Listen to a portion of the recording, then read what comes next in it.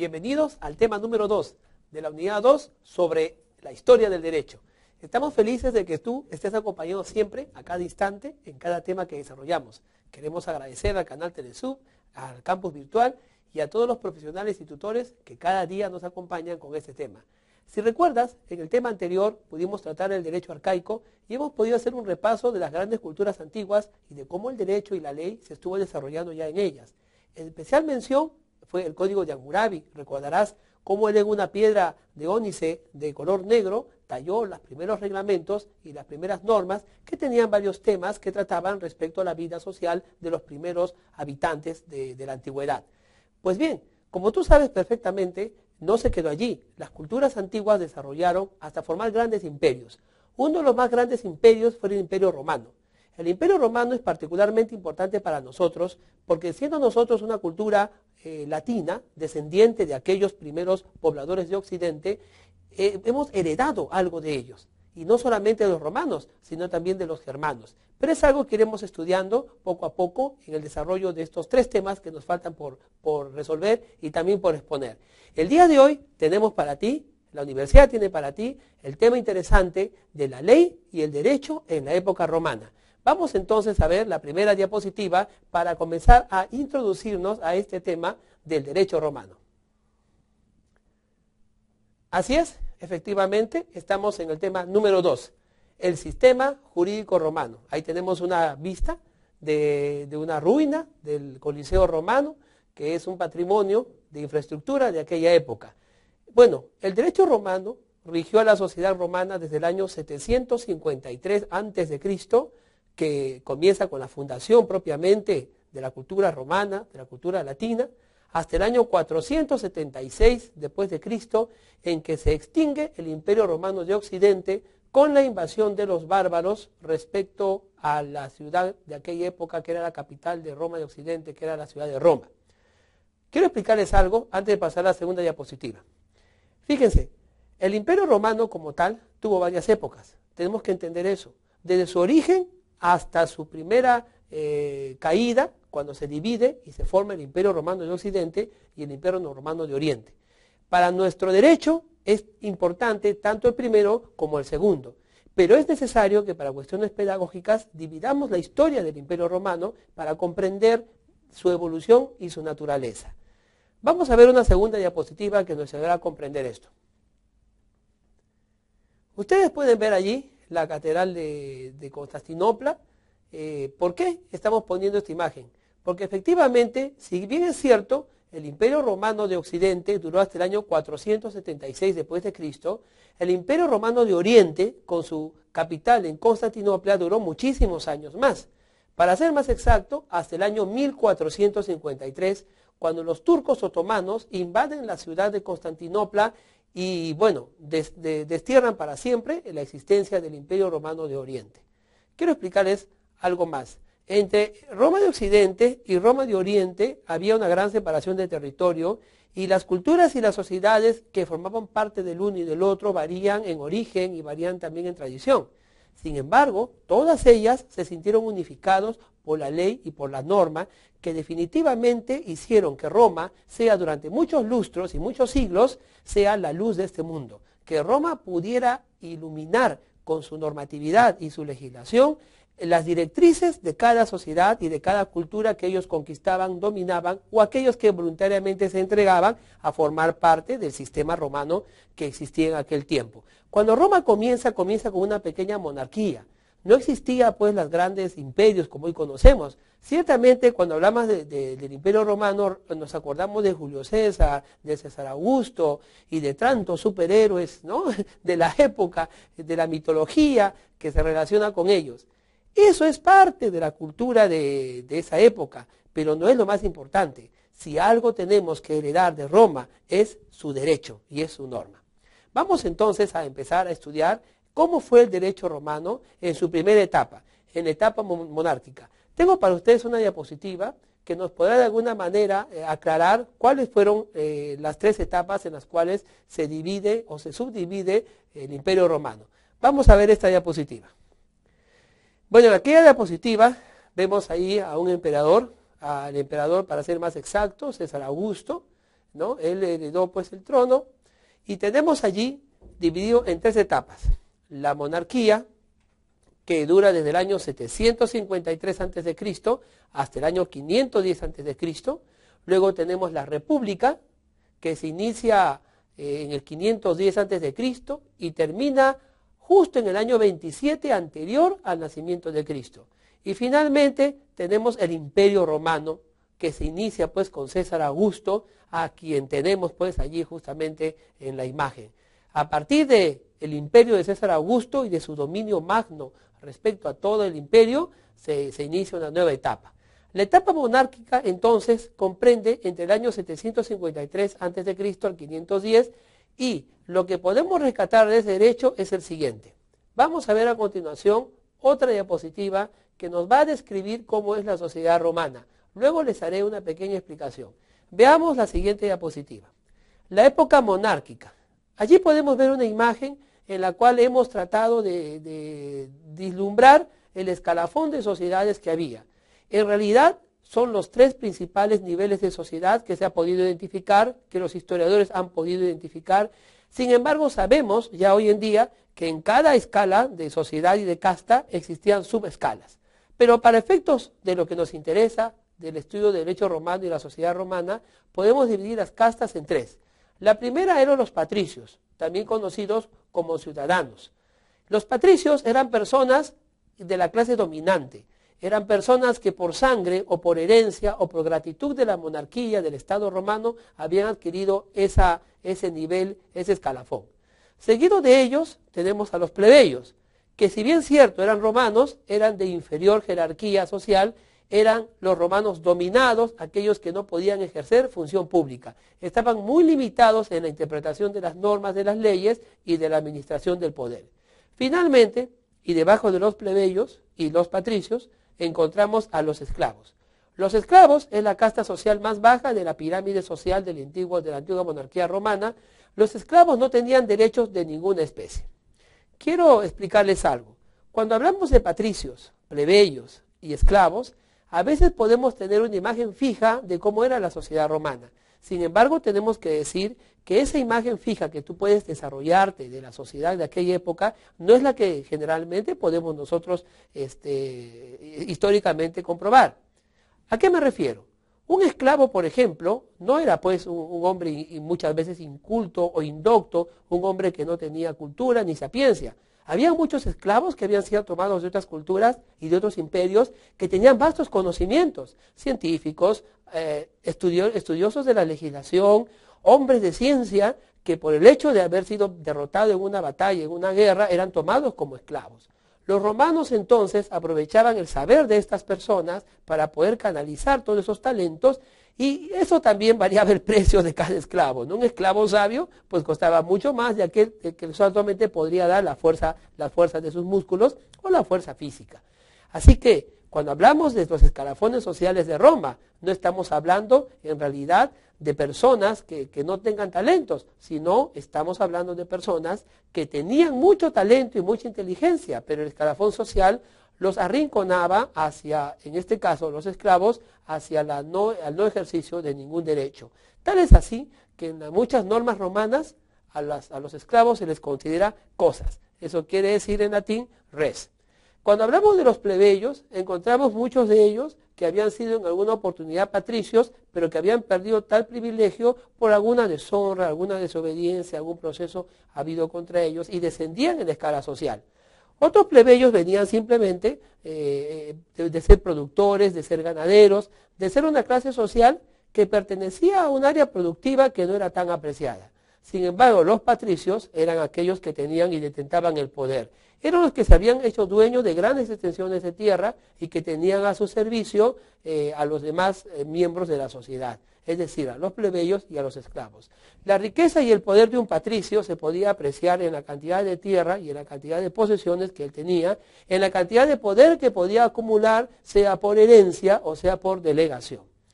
El Imperio Romano empieza así, con la monarquía, dividido en la sociedad en 3 clases bien definidas, con sus respectivas subclases y su constante conflicto entre una con la otra. Obviamente los plebeyos no querían permanecer sin derechos y querían muy pronto ascender en la escala social hasta poder codearse con los patricios, disputándose de alguna manera el poder. Los militares no eran considerados de la casta patricia, eran más bien considerados de la clase plebeya, pero prontamente estos militares iban a ascender a través del poder político y a través del poder militar. Las clases sociales de la época monárquica nos puede dar a nosotros una idea clara y precisa de lo que el Imperio Romano necesitaba controlar. En las clases que ustedes recibieron sobre introducción al derecho, y ustedes habrán podido darse cuenta que la ley y la norma regula la sociedad para que ésta conviva, resuelve los conflictos de ella para la búsqueda del bien común. Pues bien, esta era la sociedad romana. ¿Cómo podía Roma solucionar estos conflictos? Vamos, acompáñenme a una diapositiva más. Luego, pues, de la época monárquica, en la cual existía también el dominio del pater familia, es decir, el padre de familia dominaba a toda su familia, a todos sus hijos, tenía incluso poderes de vida o muerte sobre ellos, podía disponer de posesión, desheredar cuanto quisiera y tenía casi un poder absoluto dentro de la familia. Llegamos a la época republicana. La época republicana ya varía en muchos aspectos de la época monárquica, porque en principio el poder que detentaba son transmitidos a funcionarios anuales, que son los llamados cónsules, y los poderes religiosos a los pontífices. Quiero explicarles algo un momento. Fíjense, ya dijimos y sabemos por estudios generales de ciencia política que el poder no se puede dividir. El poder es uno solo, el poder es absoluto. Sin embargo, un poder tiene diferentes facultades. Una de las facultades más poderosas que tiene es la facultad de política, la facultad de poder político, es decir, la de regir leyes, la de emitir normas monárquicas y la de resolver problemas jurisdiccionales. Y el otro poder de la época, y aún hoy día queriendo sobrevivir aún en el siglo XXI, es el poder religioso. Las facultades religiosas que tenía el monarca se relacionaban íntimamente con su propia naturaleza de ser hijo de Dios o de ser Dios mismo, como decía César Augusto, el divino César. Y como estaba relacionado con su propia naturaleza y la propia imposición de su autoridad frente a los patricios, los plebeyos y los esclavos, es decir, frente a la sociedad romana, era necesario que siempre esté sustentado y respaldado por una dirigencia que sea leal, fiel a ese pensamiento, a esa ideología, y también leal y fiel a la persona que lo detentara, en este caso, al propio emperador. Pero como no había emperadores, entonces tenía que haber una época de transición. La monarquía cede su paso a la república, donde los poderes ya no es ejercido por el monarca, sino es delegado por él a los llamados así cónsules. Los cónsules generan una especie de reunión, una asamblea que se le conoce como el nombre de los comicios. Es por eso que esos nombres quedan hasta ahora en nuestra época.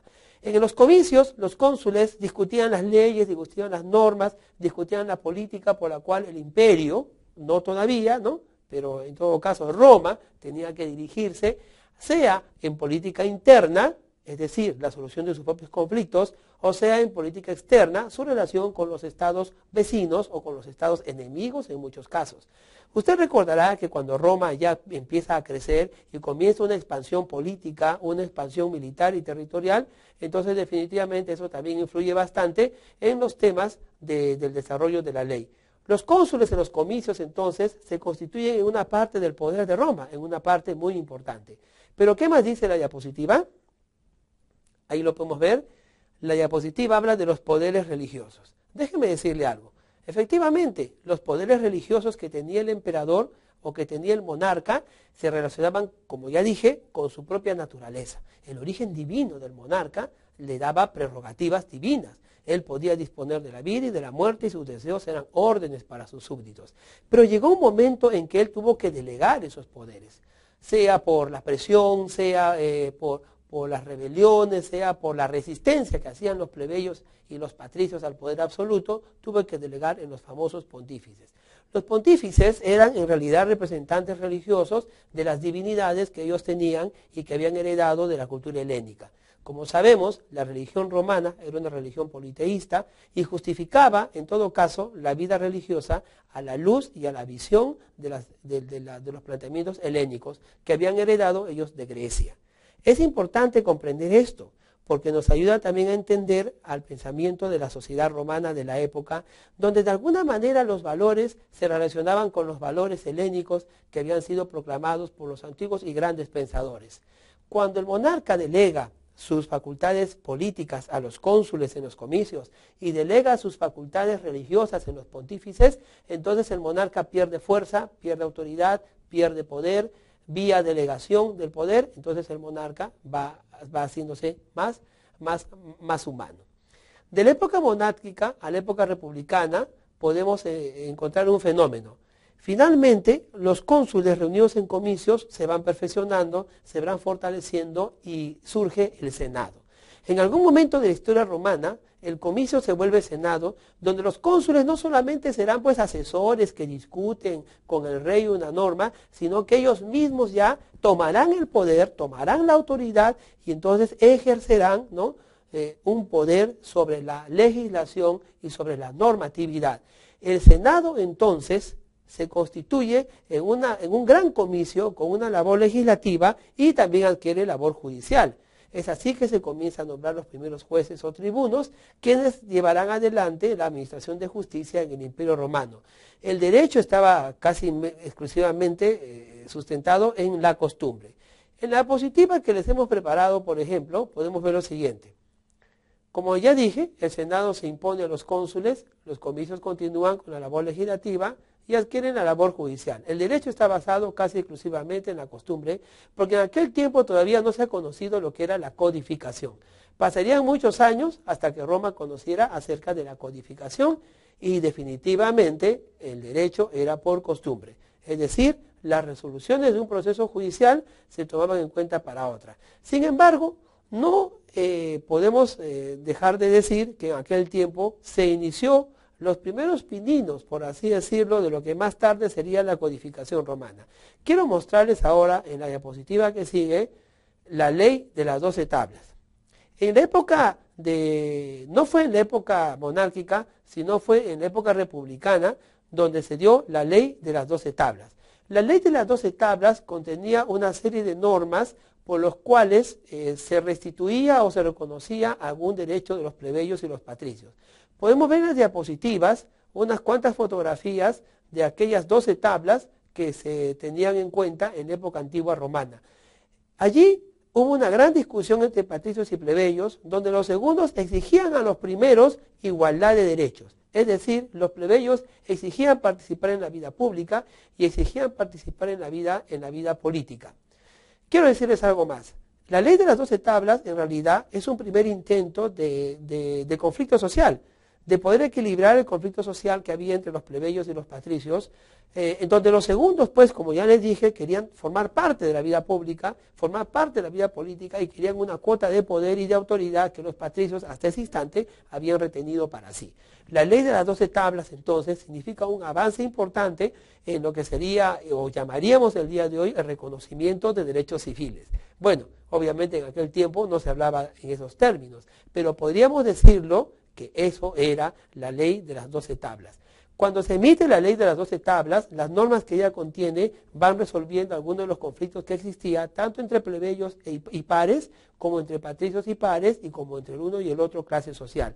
Esto ayuda entonces a tener una visión de equilibrio de administración de justicia en una república romana que no duraría mucho tiempo, porque empezó la crisis política hasta que se impuso el imperio. Vamos entonces a ver acerca del imperio. Pasamos a la siguiente diapositiva. Allí podemos encontrar el imperio en época romana.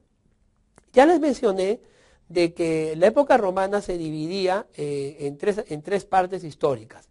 La segunda de ellas, que es la del imperio, es quizá la más prolongada y la que ha cubierto más años en la historia del ser humano.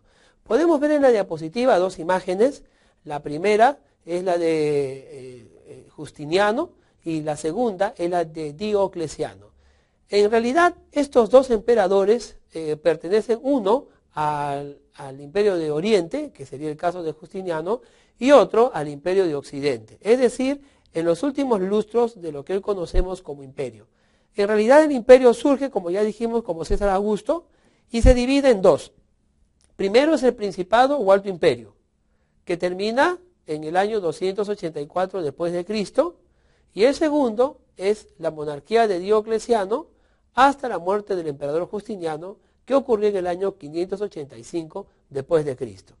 Tanto en una parte del imperio como en otro, déjeme explicarle esto, Roma cambia, Roma se transforma.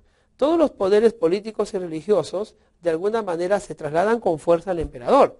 Y es el emperador el que ya controlando su poder por los senadores y por los que estaban en las altas castas de la sociedad romana, comienzan a tener cierto control del poder.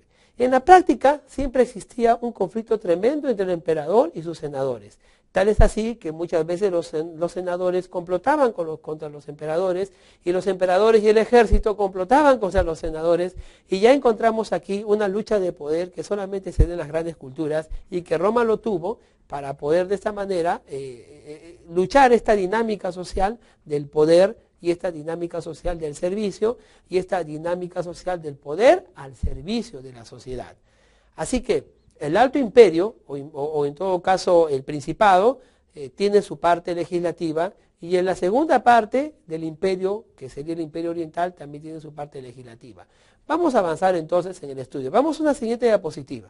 Podemos encontrar que en el Principado o Alto Imperio, el emperador gobierna en derecho con el Senado, pero es preponderante. Es decir, siempre la voluntad del emperador se impondrá contra el Senado.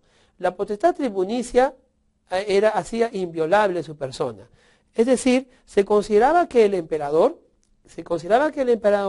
era el más alto magistrado del Estado y de la nación. Él podía finalmente decidir o dirimir alguna decisión que el Senado y él mismo no podían entenderse. Pero sin embargo, como ya les dije, el Senado controlaba algo. Sigamos viendo la diapositiva.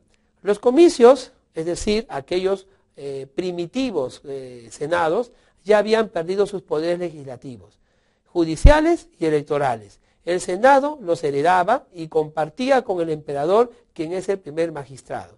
Podemos ver las imágenes allí de algunos primeros cónsules o de algunos primeros senadores, entre los que destaca la figura de Pompeyo y también de Julio César. Estos, antes de ser emperadores o ser jefes militares, llegaron a ser cónsules y también senadores. Sigamos más adelante. En aquel tiempo, las constituciones imperiales fueron emitidas justamente por decisión del emperador. Las constituciones imperiales, se clasificaban en unas cuantas formas y clases. Podemos ver aquí en esta diapositiva la primera, la sedicta. Bueno, la sedicta en latín. En castellano podríamos decir lo que eran los edictos.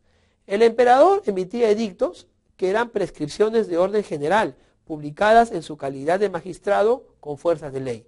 Es decir, él podía dar órdenes generales que tenían que ser de obligatorio cumplimiento por todos los ciudadanos romanos, así llamados romanos, y por todos los súbditos de todas las clases sociales que estaban dentro de la competencia de su territorio y dentro de la jurisdicción de su autoridad. Las edicta o edictos fueron interpretados como mandatos regios, fueron interpretados con fuerza de ley. La sedicta entonces forma parte de las constituciones imperiales. Aparte de ella, vamos a ver la segunda diapositiva, tenemos las decreta. Las decreta son decisiones, son resoluciones y decisiones sobre ciertos asuntos judiciales. Tienen fuerza solamente para el asunto conocido y se dan en primera instancia o también se daban en apelación. Las decreta son en realidad sentencias judiciales que solamente resolverán un determinado caso social. Las decreta son importantes porque van marcando jurisprudencia y ayudan a los tribunos y jueces a poder resolver los temas de conflicto social, los puntos controvertidos en la sociedad entre pares, y de esa manera queda pues un antecedente de cómo se puede resolver un problema. Las decreta también eran dadas por las autoridades de aquel tiempo, las autoridades judiciales y a veces por el emperador. Seguimos. Tenemos las mandatas. Las mandatas son instrucciones administrativas dirigidas a los gobernadores de provincia que algunas veces contenían reglas de derecho privado. Si hoy día quisiéramos colocar las mandatas en alguna clasificación de derecho, sería aquella que se relaciona con el derecho administrativo. Las mandatas eran directamente dirigidas a algún gobernador de una determinada región para que cumpla o maneje un problema político o en todo caso tenga presente una reglamentación necesaria para algún tema administrativo. Todas estas formas de legislación, todas estas formas de legislar se relacionaban, como usted verá, con la administración del imperio. Hay una que es muy importante, que la estamos viendo a continuación, eran las famosas rescripta. Las rescripta son las absoluciones de las consultas que un ciudadano podía hacer.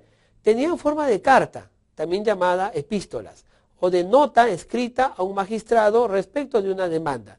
Las rescripta fueron muy utilizadas por las personas que tenían litigio, porque de eso se trataba de solucionar algún problema judicial o algún conflicto social por medio de esta documentación. El magistrado que recibía una nota escrita, el magistrado que recibía una demanda tenía que resolverla, tomando en cuenta todas las demás formas que hemos hablado, es decir, las edictas, las decretas y las mandatas. Con eso se resolvía el conflicto social. Bueno, quiero comentarles algo. Conforme tú has podido ver, todas estas formas legislativas ya dan una idea de un derecho ordenado, de un derecho codificado. Sin embargo, hasta ese instante no había todavía codificación. Lo que sigue a continuación es una enseñanza, un comentario acerca de las personas y que tenían relación con estas legislaciones. Vamos a hablar de un grupo social que era muy importante. ¿Quiénes eran los jurisconsultos? Los jurisconsultos no podían atender todos los pedidos de los particulares. Imagínense que una sola persona, por más emperador o divino que sea, recibiera la denuncia, la demanda o requerimiento que se solucione un conflicto de cientos y miles de personas que forman parte de su gran imperio. No podía resolverlos. Estaríamos hablando de una administración de justicia imposible. Así que, conforme vemos en la diapositiva, el emperador, al no poder hacerlo, invistió determinados juristas, antiguos magistrados, cónsules o pretores, del derecho para contestar las consultas jurídicas al público. Estas consultas jurídicas al público tenían por nombre jus publici, respondendi, es decir, responder las consultas que el ciudadano realiza, convirtiéndose en los grandes jurisconsultos. ¿Qué eran los jurisconsultos? Los jurisconsultos eran hombres entendidos de las leyes y de las normas, hombres entendidos con una visión social, a quienes el emperador les tenía entera confianza. Han sido muchos aquellos, cuyos nombres ya vamos a ver, que se relacionaron con la legislación romana para poder solucionar el conflicto social y para poder administrar los grandes problemas que tenía el imperio romano, la sociedad romana. Estos jurisconsultos estaban también agrupados en determinadas escuelas.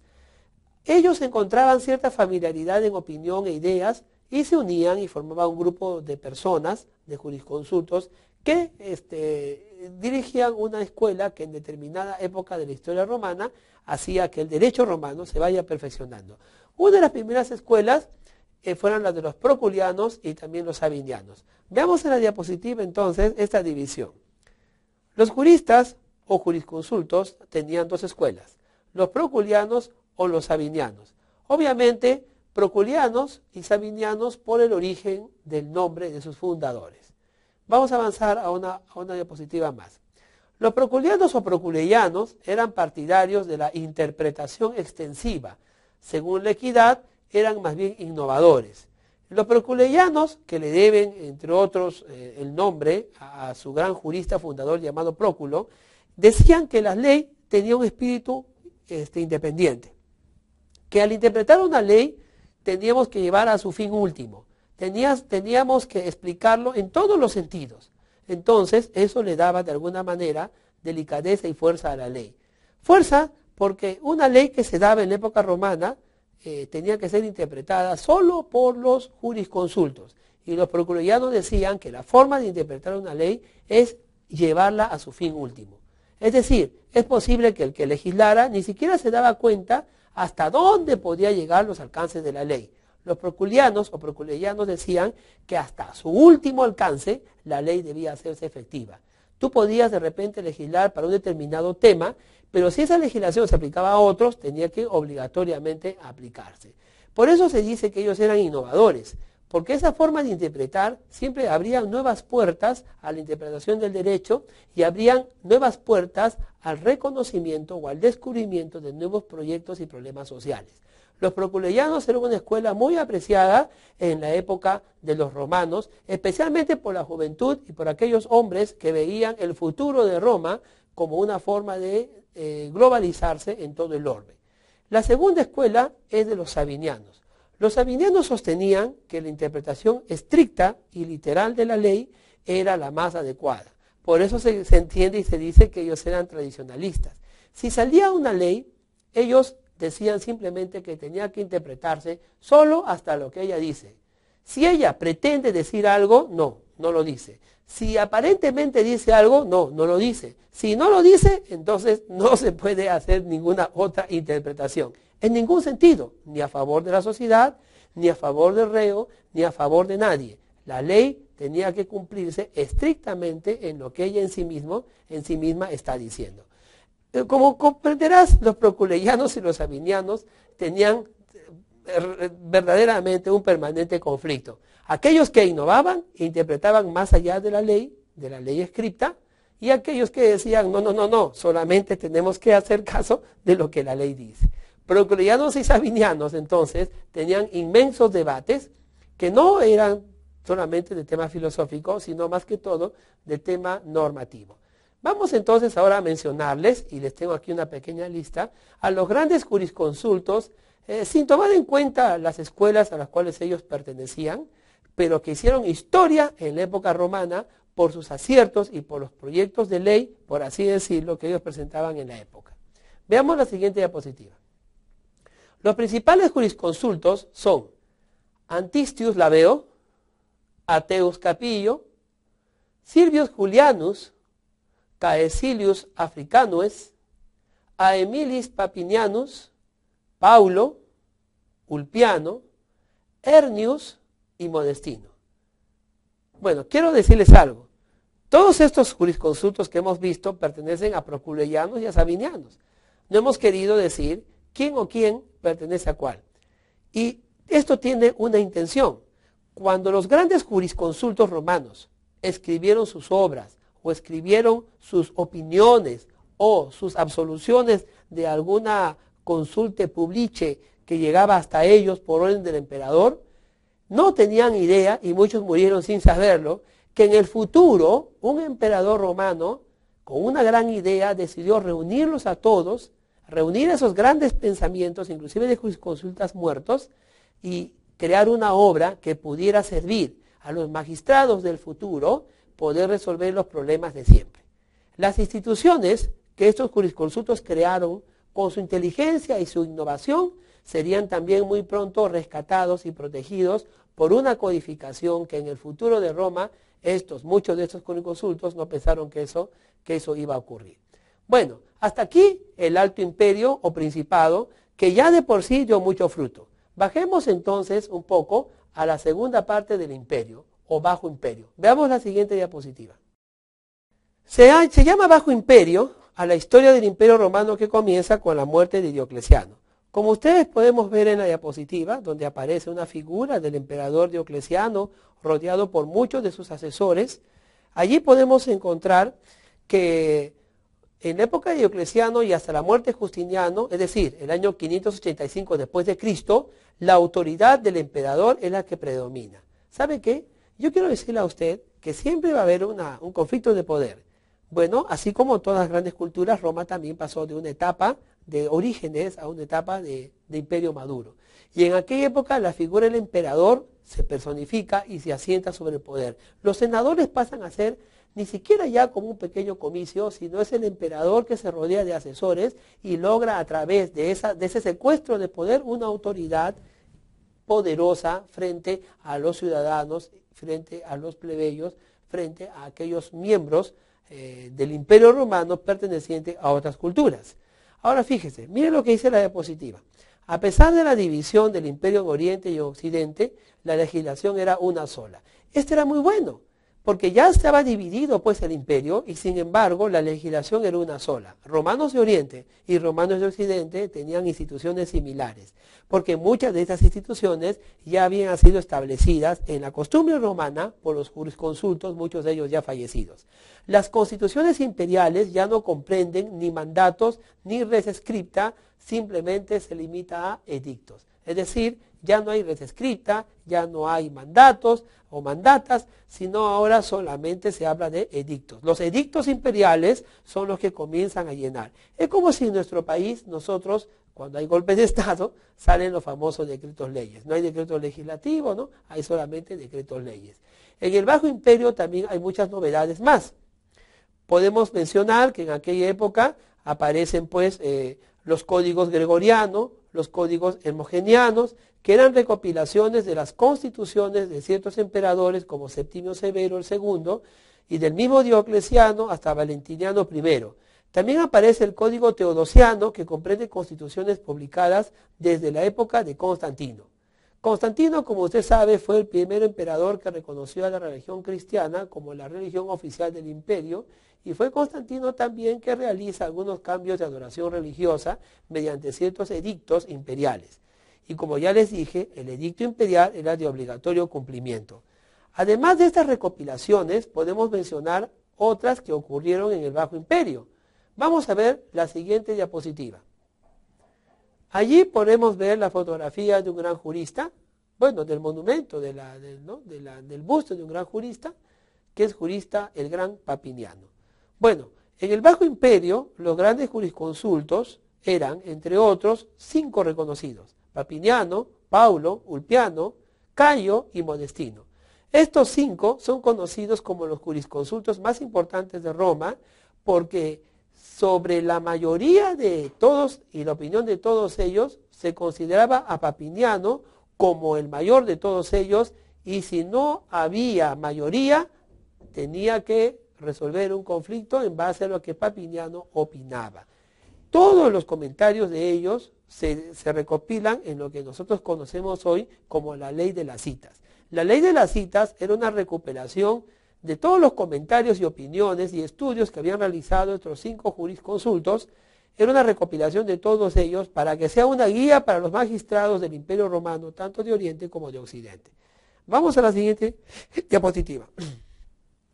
Bueno, pero fue el emperador Justiniano quien, reconociendo la necesidad de recopilar todas estas normas repartidas entre el digesto, la ley de cita, las 12 tablas, las pandectas, no, todas estas normas perdidas y repartidas, fue el gran emperador Justiniano del Imperio Romano de Oriente quien decidió rehacer, digámoslo así, mediante una codificación estas normas, y las agrupó bajo un libro denominado el Corpus Juris Civilis. El Corpus Juris Civilis llega a ser una de las primeras codificaciones de más gran alto nivel que podemos entender y podemos conocer hasta la época. El Corpus Juris Civilis se constituye en las bases del Imperio Romano, en donde están recopilados todas las normas que hasta ese instante estaban repartidas. Y están recopiladas y codificadas en un orden que hasta el día de hoy nos sorprende. El código o Corpus Juris Civilis tenía las siguientes partes. En la diapositiva podemos leer las institutas, las 50 decisiones, estaba el digesto, estaba el códex y las novelas. Entonces, tanto las institutas, las decisiones, el digesto, el códex y las novelas eran especies de capítulos y de títulos en los cuales se veían todas las instituciones jurídicas romanas y algunas germánicas que hasta ese tiempo habían existido y existen en el Imperio Romano. Vamos a una segunda diapositiva, a una siguiente diapositiva. Las institutas. Las institutas son un manual elemental con fuerza de ley que sirve a los estudiantes de derecho de la época. Era elaborado bajo la dirección de Triboniano, quien era consejero jurídico de Justiniano, es decir, era un personaje muy cercano al poder. Comprende 4 libros: las personas, las cosas, los derechos reales, las sucesiones, las obligaciones contractuales y también los temas delictuosos. Fíjese cuán importante es esta parte de las institutas. Las institutas entonces comprende una parte del cuerpo jurídico civil que tenía Justiniano.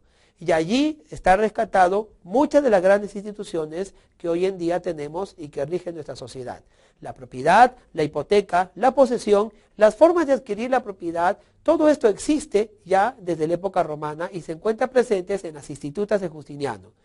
Tenemos que agradecer entonces al trabajo codificador y muy paciente de Triboniano, quien con orden imperial realizó este trabajo. No solamente encontramos temas de propiedad y posesión, sino también temas de las personas, el origen de la persona, la familia, la sucesión, la herencia, los legados, todas esas instituciones forman parte de las institutas. El segundo libro son las 50 decisiones. Se prolonga las 50 decisiones más o menos entre el año 529 al año 530, es decir, en 1 año a 2 años en que se hizo. En estas decisiones había como objetivo poner fin a los puntos controvertidos abiertos por la ley de citas.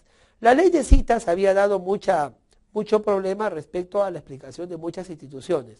Bueno, las 50 decisiones, y lleva el nombre por eso, resuelve muchos de los conflictos jurídicos que estas 12 tablas, esta ley de citas tenía al principio. Seguidamente tenemos el digesto, o pandecta.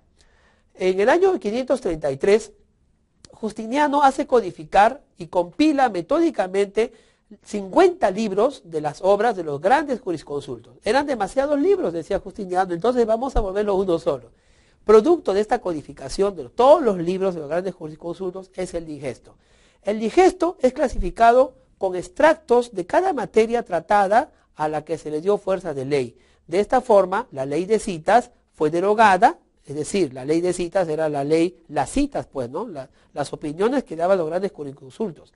Al salir el digesto, esto reemplaza a la ley de citas, porque ya el digesto, de alguna manera, contiene las mismas citas y las mismas opiniones que hicieron los grandes jurisconsultos, pero enmarcados dentro del tema para el cual están queriendo resolver. Citas u opiniones de Papiniano respecto a la propiedad lo encontraremos en el tema de la propiedad. Citas o referencias, opiniones o disertaciones de Ulpiano sobre la posesión lo encontraremos en la parte de la posesión. El digesto entonces se vuelve una gran obra, ¿no?, que ayuda a reunir las instituciones y las opiniones de los grandes jurisconsultos. Bueno, fue elaborada, como ya dije, bajo la dirección de Triboniano. Tenemos allí la imagen de Triboniano en esta diapositiva y él tuvo que escoger y clasificar los textos de más o menos 1500 obras. Imagínense, ¿cuántos libros hemos leído en lo que va de la vida? Ojalá que hayan sido también 1500 libros. Según un plan de conjunto lógico, cada libro está dividido en títulos y cada título en leyes, o tiene fragmentos con el nombre del jurisconsulto a quien pertenece. Así tenemos, miren la diapositiva, lo siguiente. La parte 1 son los principios generales del derecho. La parte 2, los juicios y la protección judicial. La parte 3, las cosas, obligaciones y contratos. La parte 4, el umbilicus, ombligo, es decir, la familia y sus obligaciones. La parte 5, testamento, herencia, legados y fideicomisos. La parte 6, la herencia pretoris, las obligaciones, los derechos reales y la posesión. La parte 7, el derecho penal, también conocido como stipulatio. Bueno, quiero decirte algo. Como podrás ver, los romanos tenían un conocimiento de codificación muy interesante, casi perfecto y parecido al que tenemos hoy en día. En realidad la codificación es una herencia de los romanos. Nosotros, en esta cultura judeocristiana, en esta cultura occidental, hemos heredado de los romanos esa capacidad de poder codificar nuestras normas y nuestras leyes. Pero aquí eso no lo es todo. Vamos más adelante. Veamos la siguiente diapositiva. El Código Justinianeo es una obra que se realizó en el año 529 al 534. Fue elaborado también por el mejor de la época, el mejor codificador y jurisconsulto, es decir, Triboniano. Y era la compilación de las leyes o constituciones que fue conocido luego como segunda redacción. El Código Justinianeo también tiene citas y también tiene instituciones que eran protegidas por el derecho romano. La obra está compuesta por 12 libros. Veamos la siguiente diapositiva. Divididos en títulos que incluyen las constituciones imperiales. Fijémonos con tranquilidad en 4 libros que queremos mencionarles, o 4 partes del código. El libro 1 tenía que ver sobre el derecho eclesiástico, las fuentes del derecho y la regulación para funcionarios públicos. Imagínese que usted hubiera estado en la época de Justiniano.